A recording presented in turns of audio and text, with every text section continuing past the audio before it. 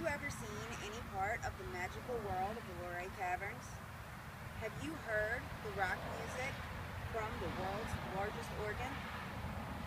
Even more, have you ever wondered how these creations have come to be?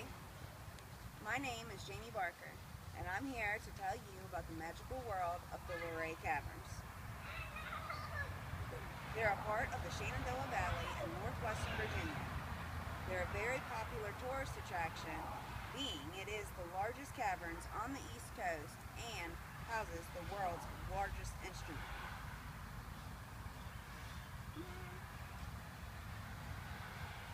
Most people who live in Virginia have visited the Luray Caverns and have at least heard of them and seen pictures of the magnificence. It's not actually magic that has allowed the earth to create this beautiful masterpiece, but geological science instead. After studying geology for a couple of semesters in college and visiting the caverns with my children, I fell in love, and I believe that everyone deserves a little magic in their life. The Luray Caverns were discovered by William Campbell and a group of his friends, which included Benton Stebbins in 1878.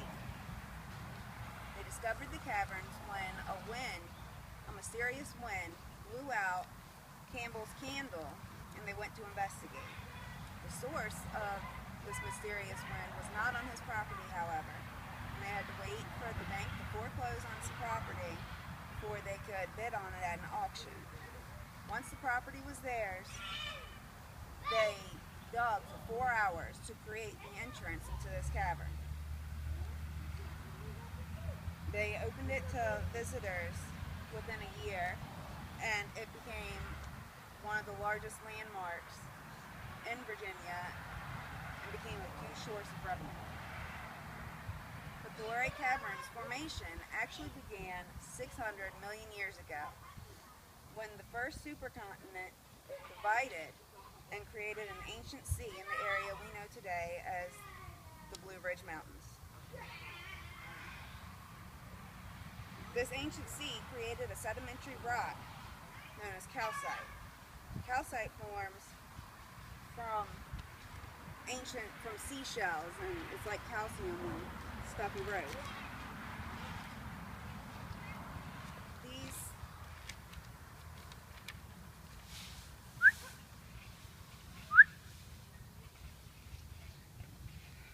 These ancient sedimentary rocks, this ancient sea collided during Pangea with Africa, and this formed the Appalachian Mountains.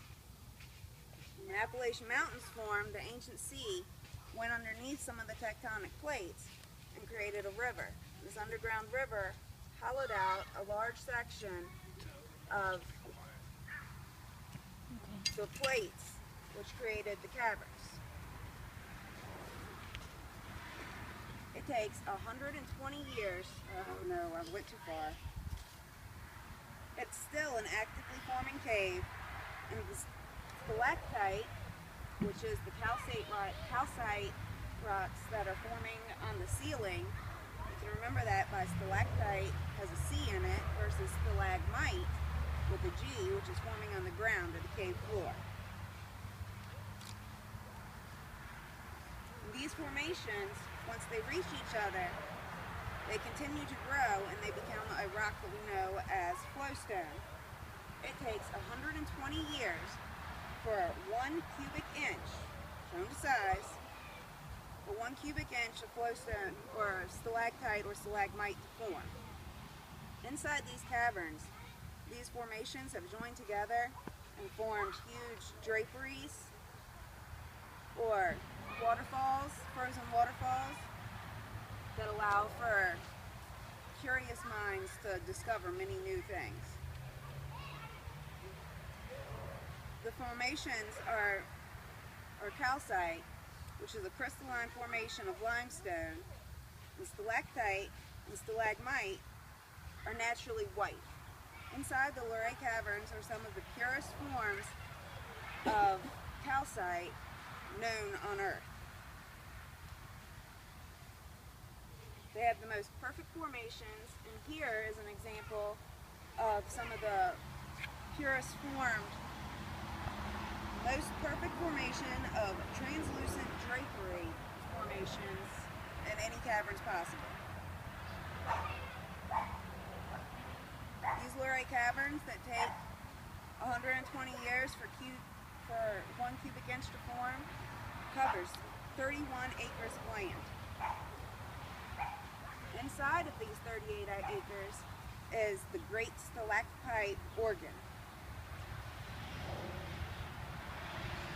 Leland Sprinkle in 1954 installed a conventional church organ inside of the caverns. Each key is wired to a rubber mallet and attached to a stalactite. Each mallet is wired to a stalactite formation. He tested over 3,000 stalactites before hooking the whole thing up. Here you can see where he had to fine-tune each stalactite by sanding or drilling away some at the stalactite. This is in 1906, before the stalactite, when people had realized that you could tap on the pipes and it would make a tune.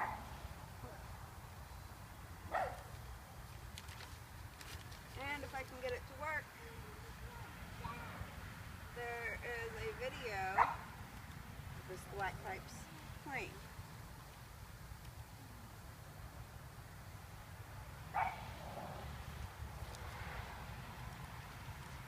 And the video won't work. But the Luray Caverns is a great place for anybody with any sort of curiosity about nature to go and visit. And I encourage you to do so. Stop it.